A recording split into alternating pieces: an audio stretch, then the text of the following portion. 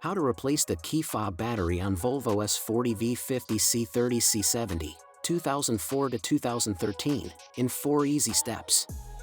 1. Remove the blade from the key by sliding the button to the right.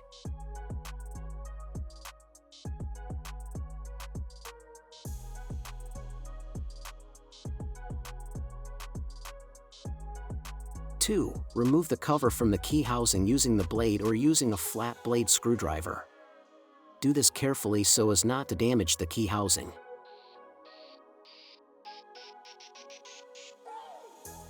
The Volvo S40 uses a 3-volt CR2450 battery, which you can find below in the video description.